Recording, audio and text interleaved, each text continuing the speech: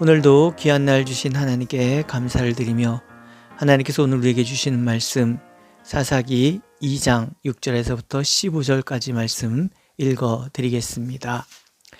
전에 여호수아가 백성을 보내매 이스라엘 자손이 각기 그들의 기업으로 가서 땅을 차지하였고 백성이 여호수아가 사는 날 동안과 여호수아 뒤에 생존한 장로들 곧 여호와께서 이스라엘을 위하여 행하신 모든 큰 일을 본 자들이 사는 날 동안에 여호와를 섬겼더라. 여호와의 종 눈의 아들 여호수아가 110세에 죽음에 무리가 그의 기업의 경내 에브라임 산지 가스산 북쪽 딥낫 헤레스에 장사하였고 그 세대 사람도 다 그 조상들에게로 돌아갔고 그 후에 일어난 다른 세대는 여호와를 알지 못하며 여호와께서 이스라엘 위하여 행하신 일도 알지 못하였더라. 이스라엘 자손이 여호와의 목전에 악을 행하여 바알들을 섬기며 애굽 땅에서 그들을 인도하여 내신 그들의 조상들의 하나님 여호와를 버리고 다른 신들 곧 그들의 주위에 있는 백성의 신들을 따라 그들에게 절하여 여호와를 진노하게 하였으되 곧 그들이 여호와를 버리고 바알과 아스타롯을 섬겼으므로 여호와께서 이스라엘에게 진노하사 노략하는 자의 손에 넘겨주사 그들이 노략을 당하게 하시며 또 주위에 있는 모든 대적의 손에 팔아넘기심에 그들이 다시는 대적을 당하지 못하였으며 그들이 어디로 가든지 여호와의 손이 그들에게 재앙을 내리시니 곧 여호와께서 말씀하신 것과 같고 여호와께서 그들에게 맹세하신 것과 같아서 그들의 괴로움이 심하였더라. 아멘. 사사기는 여호수아가 죽은 후에라는 말로 시작이 됩니다. 여호수아는 걸출한 능력을 가진 지도자였으며 동시에 영적인 지도자였습니다. 그는 누가 뭐라든 누가 어떻게 살든 나와 내 집은 여호와만을 섬기겠노라고 그렇게 다짐했던 사람이었습니다. 하나님께서는 그의 그 믿음을 보시고 하나님의 능력을 마음껏 그를 통해 드러내 주셨습니다. 그런데 그 여호수아가 사명을 다하고 죽습니다. 그러자 문제가 생기기 시작하지요.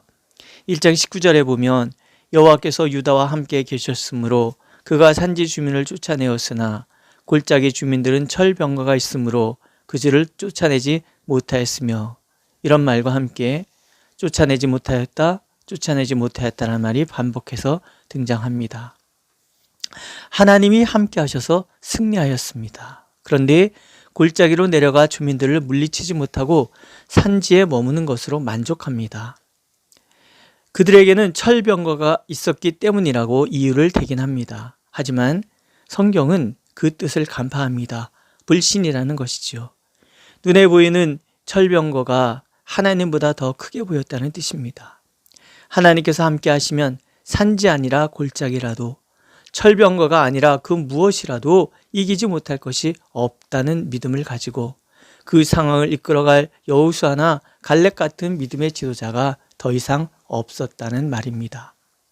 여호수아가 죽은 후에 이 말은 그래서 우리에게 불길한 느낌을 줍니다.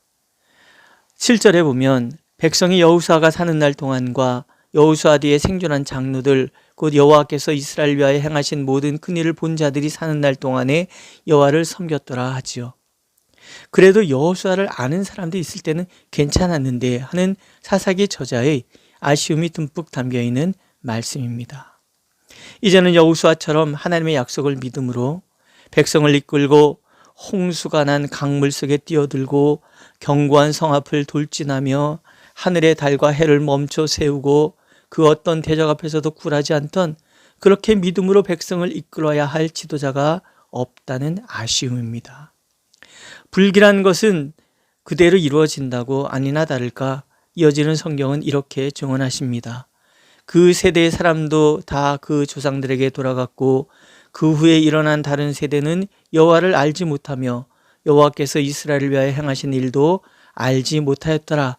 그리고 이어지는 말씀 이스라엘 자손이 여호와의 목전에서 악을 행하여 바알들을 섬기며 여호와 하나님을 버리고 그들의 주위에 있는 백성의 신들을 따라 그들에게 절하였다라고 말씀하시죠. 신앙의 계보를 이어갈 다음 세대가 등장해야 되는데 신앙이 없는 다른 세대가 되어버렸습니다. 어떻게 이렇게 여호와 하나님도 여호와께서 이스라엘을 위하여 행하신 일도 알지 못하고 급격히 세속화된 다른 세대가 등장할 수 있었을까요? 이유는 한 가지입니다. 신앙교육이 단절되었기 때문입니다. 그렇다면 우리가 하나님을 모르는 다른 세대가 아닌 신앙의 거룩한 계보를 이어갈 다음 세대를 키워내야 하는 중요한 이유는 무엇이겠습니까? 첫째, 하나님께서는 살아계신 하나님이시기 때문에 그렇습니다. 하나님이 살아계시다라는 것은 하나님의 통치가 영원하다는 것을 말하고 하나님의 법칙이 영원하다는 것을 말하고 하나님의 진리는 오늘도 여전히 진리라는 것을 말합니다. 하나님은 우리가 우리의 필요에 따라 믿어도 되고 안 믿어도 되는 그런 분이 아니라는 뜻입니다. 우리가 하나님을 나의 필요에 가두는 순간 신앙의 다음 세대는 사라지고 하나님을 모르는 다른 세대, 하나님을 자신의 욕망이나 채우는 존재로 전락시키는 마치 하나님을 바알 숭배하듯이 섬기는 그런 불신의 다른 세대가 등장하고 말 것입니다. 두 번째, 하나님께서 살아계시다는 것은 여전히 복과와 생명과 죽음의 근거가 하나님을 경외함에 있다는 것을 말합니다. 신명기에서 하나님께서는 하나님을 경외하는 자는 모든 것에 형통하되 들어가도 복을 받고 나가도 복을 받으리라 약속하여 주셨습니다. 반대로 하나님을 버리고 떠나면 모든 것에 화가 미치되 들어가도 저주를 받고 나가도 저주를 받는다고 말씀하셨습니다. 오늘 하나님께서 그 말씀에 근거하여 하나님을 버린 이스라엘을 심판하십니다. 내용을 보십시오. 먼저는 노력하는 자들에게 넘겨주셔서 노력을 당하게 하십니다. 하나님 지키실 때 누가 이스라엘 백성을 노력할 수 있겠습니까? 하나님께서 지키심의 손을 거두어 버리시는 거예요. 또 두 번째, 주위의 모든 대적의 손에 넘기셔서 그들이 다시는 대적을 당하지 못하게 하십니다. 늘 하나님을 의지할 땐 연전연승하던 그들이 다시는 대적을 당하지 못하는 존재로 전락해버리는 거죠. 한 걸음 더 나가 세 번째, 어디로 가든지 여호와의 손이 그들에게 재앙을 내리셨다라고 말씀하십니다. 그 결과는 그들의 삶은 괴로움이 점점 가중되는 삶이 되고 마는 거죠. 믿음은 선택의 문제가 아니라는 것입니다. 생명을 유지하느냐 못하느냐, 형통의 삶을 사느냐, 재앙이 끊이지 않는 삶을 사느냐의 문제라는 것을 하나님 그렇게 보여주고 계시는 거죠. 세 번째로, 또한 분명한 신앙의 교육을 할 수 있다는 것은 내 신앙이 확신 가운데 머물러 있다는 것을 드러내는 것이기 때문에 그렇습니다. 보십시오. 광야에서 이스라엘은 하나님만 바라볼 수밖에 없었습니다.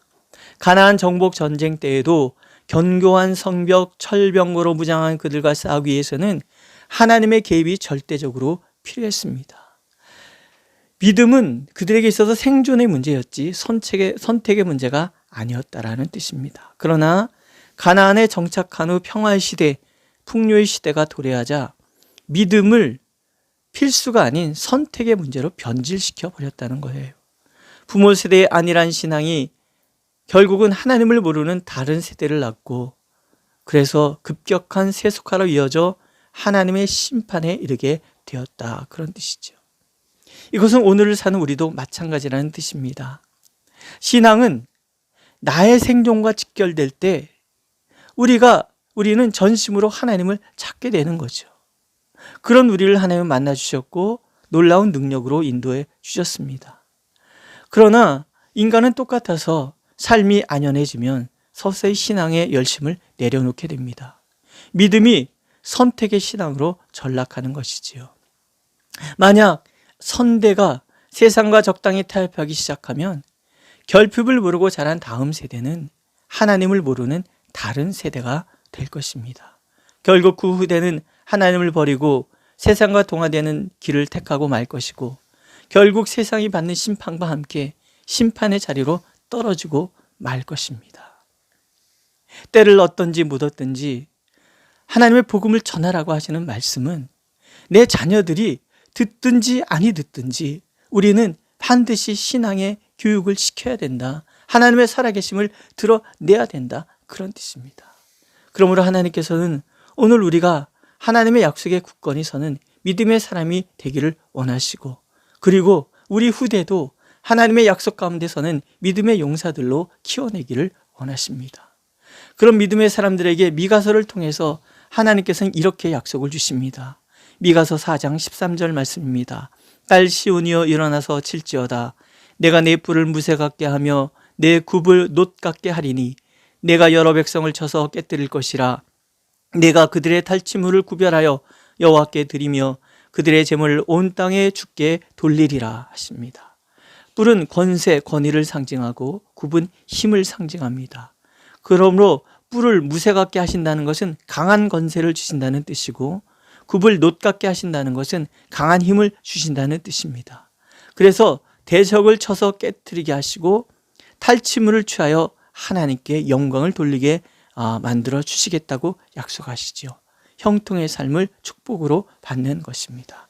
이 시대에도, 오늘 우리에게도 하나님께서는 믿음의 사람들을 찾으십니다. 또 하나님을 모르는 다른 세대가 나오지 않도록 믿음의 삶을 살아내고 또 가르치며 다음 세대가 믿음으로 서도록 가슴을 치면서 기도하는 우리가 되길 하나님께서는 간절히 원하고 계십니다.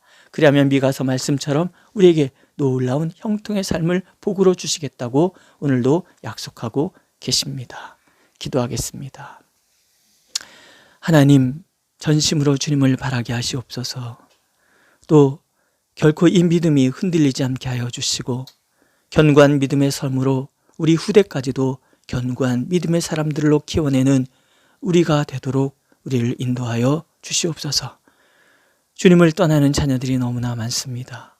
결국 우리가 가슴을 치며 회개해야 될 일이 아니겠습니까? 주여 불쌍히 여겨주셔서 우리를 믿음에 견고히 세워주시고 그렇게 우리 후대들도 믿음에 견고히 서도록 인도하여 주옵소서. 예수님의 이름으로 기도드렸습니다. 아멘. 하늘에 계신 우리 아버지, 아버지의 이름을 거룩하게 하시며 아버지의 나라가 오게 하시며 아버지의 뜻이 하늘에서와 같이 땅에서도 이루어지게 하소서. 오늘 우리에게 일용할 양식을 주시고 우리가 우리에게 잘못한 사람을 용서해 준 것 같이 우리 죄를 용서하여 주시고 우리를 시험에 빠지지 않게 하시고 악에서 구하소서. 나라와 권능과 영광이 영원히 아버지의 것입니다. 아멘.